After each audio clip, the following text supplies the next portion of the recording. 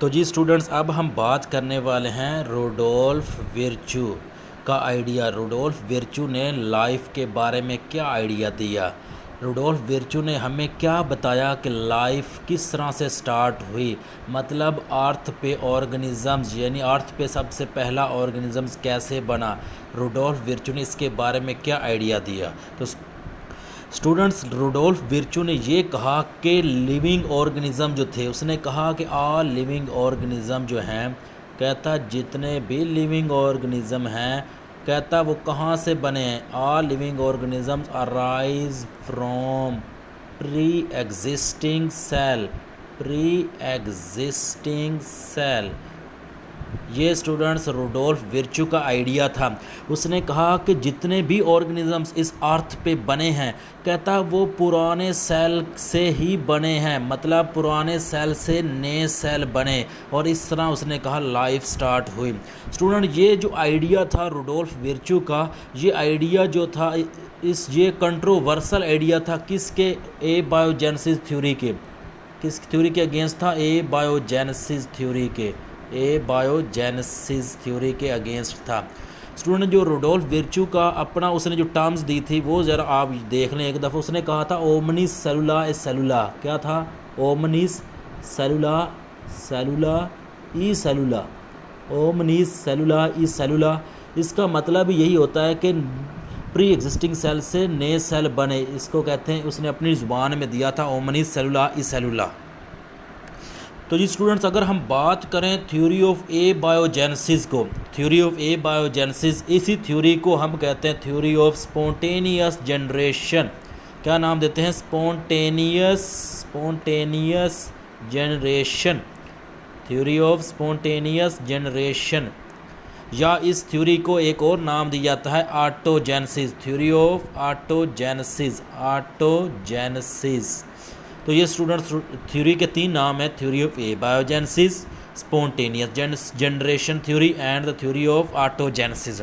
इस थ्योरी को स्टूडेंट्स किसने प्रपोज्ड किया था? ये थ्योरी किसने दी थी? ये थ्योरी दी थी अरिस्टोटल ने। किसने दी थी? अरिस्टोटल ने। और एक साइंटिस्ट था जिसका नाम था हेलमोंट। क्या नाम था? हेलमोंट। स्टूडेंट, इन 2 साइंटिस्ट ने theory the, theory of A biogenesis. अगर हम स्टूडेंट ए बायोजेनेसिस को समझें तो वर्ड्स ए का मतलब होता है नॉन लिविंग, बायो का मतलब होता है लिविंग, जेनेसिस का मतलब होता है जनरेट होना, पैदा होना, मतलब नॉन लिविंग थिंग्स से लिविंग थिंग्स बनने को कहते हैं theory of A biogenesis. Aristotle और हेलमुट ने ये कहा था, उन्होंने कहा था कि लाइफ यानी पहला ऑर्गेनिजम्स इस अर्थ पे इस तरह बना कि सबसे पहले नॉन लिविंग थिंग्स बनी। कहता सबसे पहले नॉन लिविंग थिंग्स बनी और फिर इन नॉन लिविंग थिंग्स से लिविंग्स बन गई। ये इन्होंने कहा था थ्योरी ऑफ ए बायोजेनेसिस में। इसकी एग्जांपल देते हुए इन्होंने, अरिस्टोटल ने ये कहा, कहता अगर आप रेन वाटर को देखें, क्या करें? अगर कहता बारिश के कतरों को देखें तो कहता जब बारिश के कतरे ज़मीन पर गिरते हैं तो उसके बाद कहता हमें क्या मिलते हैं? वाफर मकदार में, बहुत ज़्यादा अमाउंट में। कहता फ्रॉग के टरटराने की आवाज़ें सुनाई देती हैं। कहता पहले तो हमें फ्रॉग नहीं नज़र आ रहे थे और ना ही उनकी आवाज़ें आ रही थी, लेकिन जैसे ही बारिश हुई तो बारिश के फ़ौरन बाद हमें क्या हुआ? जो फ्रॉग थे उनके टरटराने की आवाज़ें आई। तो कहता हुआ कुछ यूँ कि ये जो रेन वाटर था, बारिश का पानी था, ये नॉन लिविंग था ना, ये नॉन लिविंग थिंग्स थी ना। कहता इस नॉन लिविंग थिंग्स से कहता ये फ्रॉग जो थे लिविंग थिंग्स, ये खुद ब खुद बन गए। ये हमारे पास थ्योरी दी थी अरिस्टोटल और हेलमुट ने ए बायोजेनेसिस की, मतलब बारिश के पानी से फ्रॉग बन जाते हैं। एक और इन्होंने बात बताई, कहते हैं अगर आप डंग को देखें, डंग मतलब स्टूडेंट्स कहते हैं जानवरों का गोबर वगैरह, कहता इस गोबर से कहता हाउस फ्लाई बन जाते हैं। शहद जो होती हैं घरों में उड़ने वाली अक्सर मक्खियाँ आपने देखी होंगी, कहता वो हाउस फ्लाई कहता खुद ब खुद बन जाती हैं। किससे? डंग से। कहता ये नॉन लिविंग है तो कहता इससे ये लिविंग थिंग्स बन जाती हैं।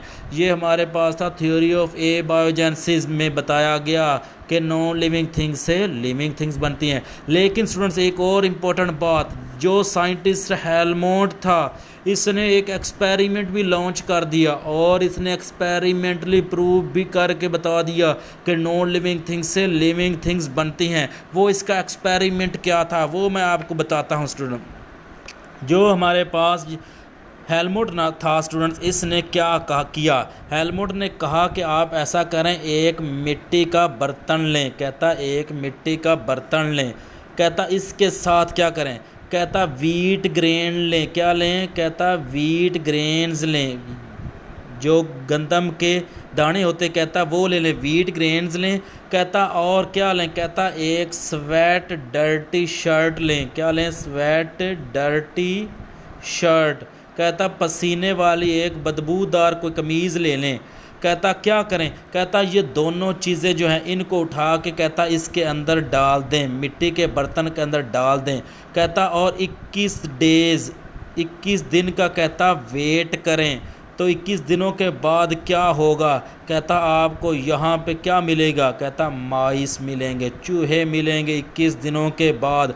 कहता इस मिट्टी के बर्तन में चूहे मिलेंगे। और जब उसने ये एक्सपेरिमेंट किया तो 21 दिनों के बाद यहाँ पे चूहे मिले और उसने कहा जी देखें कि नॉन लिविंग थिंग्स से, ये तमाम नॉन लिविंग थिंग्स थी, कहता है नॉन लिविंग थिंग्स से लिविंग थिंग्स बन जाती हैं। तो ये थ्योरी पेश की गई थी एबायोजेनेसिस को। तो स्टूडेंट्स इस थ्योरी को बाद में रिजेक्ट किया गया। स्टूडेंट ये जो थ्योरी थी एबायोजेनेसिस, इसको रिजेक्ट किया गया, 3 साइंटिस्ट ने इसको रिजेक्ट किया। थ्योरी ऑफ एबायोजेनेसिस को 3 साइंटिस्ट ने रिजेक्ट किया। उसमें पहले नंबर पे हमारे पास है जिसका नाम था फ्रांसिस्को रेडी। क्या नाम था student, Francisco ready. Student Francisco ready ने सबसे पहले इस थ्योरी को रिजेक्ट किया। उसके बाद स्पेलनजीन ने, किसने बोला, स्पेलनजीन ने स्टूडेंट इस थ्योरी को रिजेक्ट किया। स्पेलनजीन के बाद फिर इस थ्योरी को रिजेक्ट किया लुईस पास्चर ने। थ्योरी ऑफ एबायोजेनेसिस को रिजेक्ट किया किसने, फिर स्टूडेंट्स लुईस पास्चर ने। स्टूडेंट फ्रांसिस्को रेडी ने किस तरह इस थ्योरी को रिजेक्ट किया। स्टूडेंट सबसे पहले तो इम्पोर्टेंट बात ये सुन लें कि अगर किसी थ्योरी को रिजेक्ट करना होता है तो साइंटिस्ट को एक्सपेरिमेंटली इसको प्रूव करके बताना होता है कि ये थ्योरी जो है ये किस कंडीशन को फुलफिल नहीं कर रही, इसीलिए इस थ्योरी को नहीं माना जा सकता। तो स्टूडेंट फ्रांसिस्को रेडी ने क्या किया, उसने एक एक्सपेरिमेंट किया। क्या किया उसने, स्टूडेंट्स 3 जार लिए। क्या किया उसने, 3 जार ले लिए।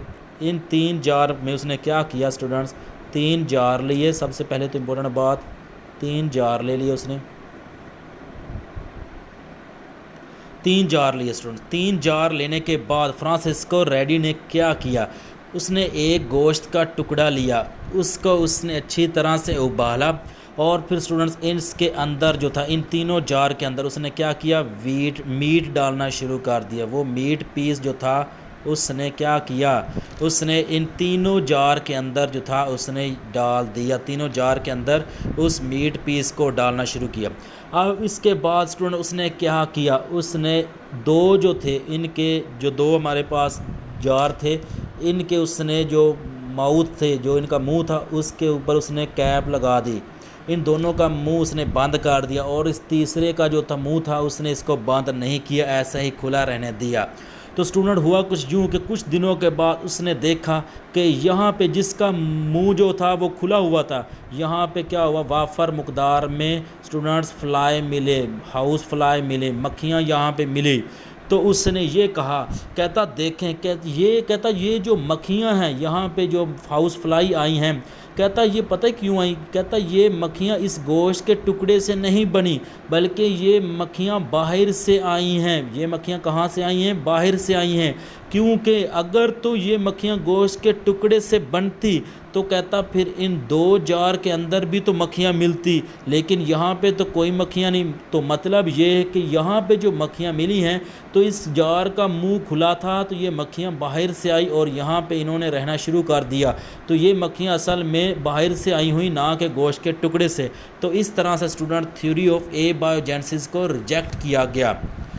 इसके बाद स्टूडेंट्स हुआ कुछ यूँ कि जब हमारे पास माइक्रोस्कोप डिस्कवर हुआ, क्या हुआ स्टूडेंट्स, माइक्रोस्कोप जब डिस्कवर हुआ तो स्टूडेंट्स फिर क्या किया, साइंटिस्ट ने इसी गोश्त के टुकड़े को फिर लिया और इस माइक्रोस्कोप के नीचे रख के ऑब्ज़र्व किया। और हमें पता स्टूडेंट्स के माइक्रोस्कोप जो है वो छोटी सी छोटी चीज़ को भी देख लेता है जो कि हम आम आँख से नहीं देख पाते। तो उन्होंने क्या किया कि जब गोश्त के टुकड़े को इसके नीचे रखा तो हमें पता कि स्टूडेंट्स यहाँ पे गोश्त का टुकड़ा काफ़ी दिनों से पड़ा हुआ है, तो यहाँ पे मुख्तलिफ़ किस्म के माइक्रो ऑर्गेनिज़म ग्रो कर चुके थे। क्या हुआ, मुख्तलिफ़ किस्म के माइक्रो ऑर्गेनिज़म ग्रो कर चुके हुए थे। और जब उन्होंने इसको माइक्रोस्कोप के नीचे देखा तो उन्होंने देखा कि यहाँ पे डिफरेंट टाइप के बैक्टीरिया, वायरसेस, फंजाई वगैरह यहाँ पे मिले। तो उन्होंने कहा कि देखें ये माइक्रो ऑर्गेनिज़म भी तो लिविंग ऑर्गेनिज़म होते हैं। तो मतलब ये है कि नॉन लिविंग थिंग्स यानी गोश्त के टुकड़े से ये माइक्रो ऑर्गेनिज़म खुद ब खुद बने हैं। तो इसलिए जो फ्रांसिस्को रेडी का एक्सपेरिमेंट था इसको रिजेक्ट कर दिया गया और एक बायोजेनेसिस की थ्योरी को सही डिक्लेयर किया गया। उन्होंने कहा कि नॉन लिविंग थिंग से लिविंग थिंग बनती हैं, ये गोश्त के टुकड़े से माइक्रो ऑर्गेनिज़म्स बन चुके हैं जो कि लिविंग ऑर्गेनिज़म्स हैं। तो फिर स्टूडेंट्स क्या हुआ, कुछ सालों के बाद फिर इस थ्योरी ऑफ एबायोजेनेसिस को रिजेक्ट किया स्पेलेंज़ीन ने। क्या किसने रिजेक्ट किया, स्पेलेंज़ीन ने। स्टूडेंट जो स्पेलेंज़ीन का एक्सपेरिमेंट था वो कुछ इस तरह से था। तो सेकंड स्टूडेंट जो इस थ्योरी को रिजेक्ट किया वो था स्पेलेंज़ीन। स्टूडेंट स्पेलेंज़ीन ने क्या किया, उसने जो एक्सपेरिमेंट लॉन्च किया वो कुछ इस तरह से था कि उसने एक फ्लास्क ली, उसने क्या किया, एक फ्लास्क ली, इसके अंदर उसने हे इन्फ्यूजन इंजेक्ट डाला। क्या डाला उसने, हे इन्फ्यूजन। स्टूडेंट हे इन्फ्यूजन क्या होता है, हे इन्फ्यूजन स्टूडेंट्स आप आम लैंग्वेज में कह सकते हैं जिसको तूड़ी कहते हैं। मतलब जब हमारे पास गंदम वगैरह को आप मशीन के अंदर डालते हैं तो क्या होता है, दाने एक साइड पे निकल जाते हैं और जो भूसा वगैरह होता है वो एक साइड पे चला जाता है जिसको तूड़ी कहते हैं। तो क्या किया उसने, हे इन्फ्यूजन जो था इसको उसने फ्लास्क के अंदर लिया। जब उसने इस फ्लास्क के अंदर लिया तो फिर उसने क्या किया स्टूडेंट्स, इस हे इन्फ्यूजन के अंदर उसने कुछ पानी डाला। उसने क्या किया, वाटर डाला। वाटर डालने के बाद स्टूडेंट इसने इसको गर्म करना शुरू किया। क्या किया उसने, इसको गर्म करना शुरू किया। जब उसने अच्छी तरह से गर्म कर दिया तो उसने ऊपर से फिर फ्लास्क का मुंह जो था वो बंद कर दिया। और कुछ दिनों के बाद उसने कहा, उसने जो अपना इंफॉर्मेशन दी, उसने कहा कि देखें अगर आप इसका कैप उतारे बगैर इस फ्लास्क को देखें तो यहाँ पे आपको किसी किस्म का ऑर्गेनिजम्स ग्रो किए हुए नहीं मिलेंगे। इवन कि अगर आप फ्लास्क का जो ऊपर से ढक्कन था ये उतारे बगैर इसी फ्लास्क को माइक्रोस्कोप के नीचे रख कर भी देखें तो आपको किसी किस्म के माइक्रो ऑर्गेनिज़म नहीं मिलेंगे। लेकिन कहता अगर आप इसका कैप उतार के फिर माइक्रोस्कोप के नीचे देखेंगे तो यहाँ पे माइक्रो ऑर्गेनिज़म्स मिलेंगे, क्योंकि माइक्रो ऑर्गेनिज़म्स कहता एयर के अंदर पाए जाते हैं, एयर के अंदर माइक्रो ऑर्गेनिज़म होते हैं। जैसे ही आप कैप उतारेंगे तो क्या होगा, एयर इसके अंदर इंटर होगी। जैसे ही एयर इंटर होगी तो इसके साथ कहता माइक्रो ऑर्गेनिज़म्स भी एंट्री कर जाएंगे। तो इसने कहा कि जो असल में जो थ्योरी थी हमारे पास फ्रांसिस्को रेडी की, वो जब गोश्त का टुकड़ा बाहर निकाला गया तो उसी वक्त जब ढक्कना उतारा गया तो एयर जो थी वो इंटर हुई और उसके साथ माइक्रो ऑर्गेनिज़म्स भी आके यहीं पे ग्रो कर गए। और जब गोश्त के टुकड़े को ऑब्ज़र्व किया गया तो माइक्रो ऑर्गेनिज़म मिले। तो कहता अगर आप इस फ्लास्क को ऐसे ही देखें ढक्कन उतारे बगैर तो आपको कोई माइक्रो ऑर्गेनिज़म नहीं मिलेंगे। लेकिन अगर जैसे ही आप ढक्कन उतारेंगे तो क्या होगा, तो कहते फिर क्या होगा, एयर इंटर होगी और माइक्रो ऑर्गेनिज़म ग्रो कर जाएंगे। तो स्टूडेंट्स ये थ्योरी को जो था, इस थ्योरी को फिर सही डिक्लेयर किया गया और थ्योरी ऑफ एबायोजेनेसिस को रिजेक्ट कर दिया गया। लेकिन स्टूडेंट्स बात यहाँ तक नहीं रुकी। स्पेलेंज़ीन की थ्योरी को तो मान लिया गया और एबायोजेनेसिस को रिजेक्ट किया गया। लेकिन स्टूडेंट्स जब ऑक्सीजन डिस्कवर हुई, लेकिन जैसे ही ऑक्सीजन डिस्कवर हुई और साइंटिस्ट को ये पता चला कि जो ऑक्सीजन होती है वो ऑर्गेनिज़म्स को ज़िंदा रहने के लिए ज़रूरी होती है, उसकी को ग्रो करने के लिए ऑक्सीजन की ज़रूरत होती है। तो स्टूडेंट्स जो स्पेलेंज़ीन का एक्सपेरिमेंट था जिसको उसने परफॉर्म किया था और ऊपर से फ्लास्क का ऊपर उसने ढक्कन लगा के उसको बंद किया था, उन्होंने कहा कि अगर आप देखें स्पेलेंज़ीन के एक्सपेरिमेंट को, उन्होंने कहा कि अगर स्पेलेंजीन के जो ऊपर उसने ढक्कन लगाया हुआ है उसकी मदद से क्या है, कहता है ये ऑक्सीजन तो अंदर इंटर ही नहीं हो रही, अगर ऑक्सीजन इंटर नहीं हो रही तो माइक्रो ऑर्गेनिजम्स तो मिलेंगे ही नहीं और ना कोई और ऑर्गेनिजम्स ग्रो करेगा। तो कहते हैं अगर जो स्पेलेंजीन है वो एयर को इंटर करवाए यानी ऑक्सीजन की एंट्री करवाए और फिर उसके बाद हम देखेंगे कि वहाँ पे क्यों नहीं, कैसे ऑर्गेनिजम्स ग्रो नहीं करते। कहते हैं जब आप स्पेलेंजीन जब एक्सपेरिमेंट के अंदर ऑक्सीजन ही नहीं प्रोवाइड कर रहा तो लाइफ कैसे स्टार्ट होगी। तो क्या हुआ साइंटिस्ट, तो स्टूडेंट हुआ कुछ यूँ कि स्पेलेंजीन की वो थ्योरी भी रिजेक्ट कर दी गई और एबायोजेनेसिस को सही डिक्लेयर किया गया। इसके बाद स्टूडेंट्स लुईस पास्चर ने इसको रिजेक्ट किया। किसने? लुईस पास्चर ने इस थ्योरी को रिजेक्ट किया, एबायोजेनेसिस को।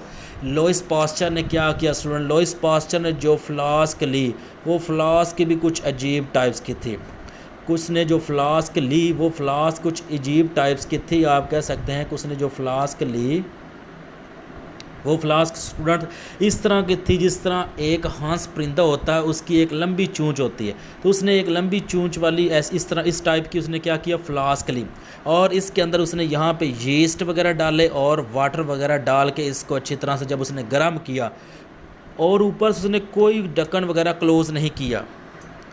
लेकिन स्टूडेंट जब इस एक्सपेरिमेंट को देखा गया तो स्टूडेंट्स उसने एयर को भी इंटर होने दिया, उसने एयर को रोका नहीं, क्योंकि साइंटिस्ट जो थे वो ऑब्जेक्शन क्रिएट कर रहे थे कि एयर की एंट्री करवाएं, एयर जब इंटर होगी तो फिर हम देखेंगे कि कैसे ऑर्गेनिजम्स ग्रो नहीं करते, क्योंकि ऑक्सीजन तो ज़रूरी थी ऑर्गेनिजम्स के लिए, क्योंकि स्टूडेंट्स ऑक्सीजन जो थी वो ज़रूरी थी ऑर्गेनिजम्स को ग्रो करने के लिए।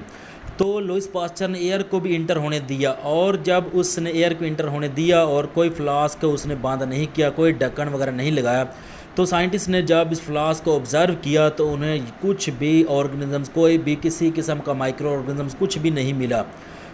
तो उन्होंने कहा तो इसकी मदद से जो थ्योरी ऑफ एबायोजेनेसिस थी उसको रिजेक्ट कर दिया गया, मतलब नॉन लिविंग थिंग्स थे, लिविंग थिंग्स नहीं बनते। क्योंकि स्टूडेंट्स हुआ कुछ यूँ था कि इस एक्सपेरिमेंट में जब इसने इस एयर वाटर वेपर्स को जो यहाँ पे वाटर था उसको जब उसने हीट किया तो यहाँ से वाटर वेपर्स बाहर निकले और ये वाटर वेपर्स यहाँ पे आके इकट्ठे होना शुरू हो गए और जो एयर आ रही थी वो एयर यहाँ पे आके अकोमुलेट होना शुरू हो गई और एयर यहाँ पे गई ही नहीं। अगर एयर यहाँ पे चली जाती तो यहाँ पे क्या होता, एयर के अंदर माइक्रो ऑर्गेनिज्म होते और यहाँ पे क्या होता, डिफरेंट टाइप के माइक्रो ऑर्गेनिज्म मिलते। लेकिन लुईस पास्चर ने एक्सपेरिमेंट ही कुछ इस तरह से परफॉर्म किया कि अब जो एयर थी वो यहीं पे आके अकोमुलेट होगी, आगे गई ही नहीं और क्या हुआ, उसने इस थ्योरी को रिजेक्ट कर दिया, थ्योरी ऑफ एबायोजेनेसिस को।